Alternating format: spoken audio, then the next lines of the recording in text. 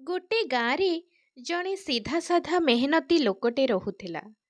किछि दिन परे सेई गाँर सबुठारु सुंदर झियो सहित ता बाहाघर मध्य होइगला।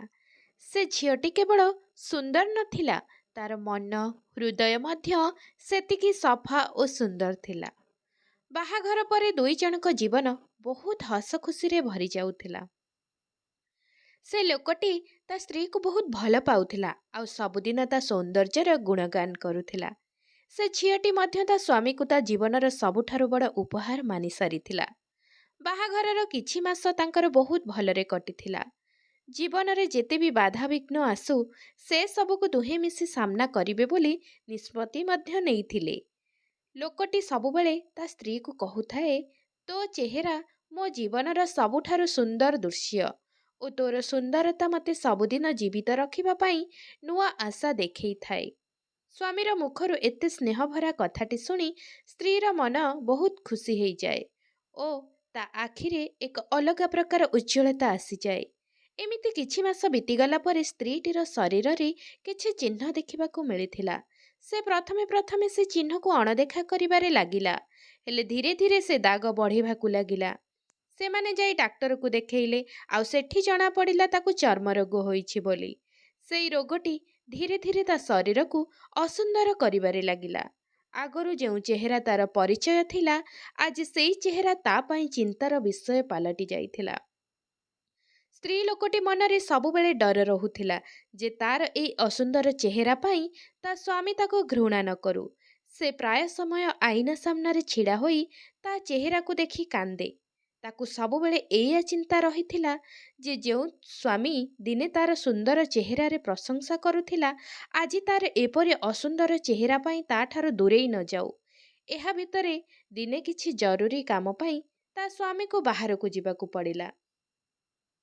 जीवा पूर्वरु से ता स्त्री को सांत्वना देई कहिला, तोर सुंदरता सबुबेले मो हृदय रे अछि। मु तते सबुबेले सेमिति भल पाउथिबि जेमिति आगरु पाउथिली। स्वामी मुखरु एपरि स्नेहबोला कथा शुणी स्त्रीर मन आनंदरे भरीगला। एहा कही से ता स्त्री ठारू विदाय नेई ता कामरे चलीगला। हेले सहर को जीवा समय रे रास्तारे ता स्वामीर गोटे भयंकर दुर्घटना होईगला। से दुर्घटना एते भयंकर थिला जे सेथिरे ता स्वामीर दुई आखि नष्ट होईगला आउ से सबुदिन पई अंध होई जाइथिला। जेतबेले एही दुखद खबर ता स्त्री जानिला, से पूरा दुखरे भांगी पड़िला। हेले से निजको संभाଳିला और निष्पत्ति नेला जे सारा जीवन पई से ता स्वामीर सहारा हेबो। स्वामीटी अंध होई जिबा परे तांको जीवन रे बहुत किछि बदली जाइथिला। स्त्री लोकटी ता स्वामीर सबु दायित्व बुझुथिला। से ताकू सबु कामरे सहारा मध्य देउथिला ओ तार सबु काम बुझुथिला। धीरे धीरे स्त्रीर असुंदर चेहरा समस्तଙ୍କ नजर को आसी सारिथिला, हेले स्वामी को ए विषय कौनसी खबर नथिला। आउ से ता स्त्री को एबे भी सही भले भल पाउथिला आउ तार प्रशंसा मध्य करुथिला। स्त्री को लागुथिला भगवान ता स्वामी को अंध करी ता दुख को कम करी देइथिले। एबे ता मनरे आउ कौनसी प्रकार भय नथिला जे ता स्वामी तार एपरि कदर्य रूप को देखि ता ठारो दूरेई जाइथांता बोली। स्वामी सहित ता जीवनटा बहुत खुशी रे कटुथिला। एमिति हस खुशी रे समय अतिबाहित हेउथिला। एहारी भितरे स्त्रीर चर्मरोग बढ़ी बहुत गंभीर रूप नहीं सारिथिला। आउ किछि दिन परे से स्त्री लोकटीर मृत्यु होइगला। एही घटना ता स्वामी पाई गोटे शक्त आघातटे थिला, जिए कि ता जीवनर मूल आधार थिला, जाहाकु से सबुदिन पाई हरई देइथिला। स्त्रीर अंतिम संस्कार परे से गाँ छाड़ी चली जावाकू लोकटी निष्पत्ति नेला।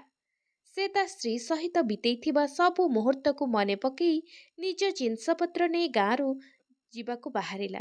गाँ छाड़िबा पूर्वरु गोटे लोक सहित तार भेट हेला। आउ से लोकटी ताकू पचारिला, तमे तो अंध, तम स्त्री थिला सिना तमर सबु दायित्व नेउथिला ओ तमर सबु सेवा करुथिला, एबे तमे एका केमिति रहिब? लोकटी एक ऊर्ध्व निश्वास नेला आउ टिके हसी उत्तर देला, सांग मु अंध नथिली, मु केवल अंध हेबार नाटक करुथिली।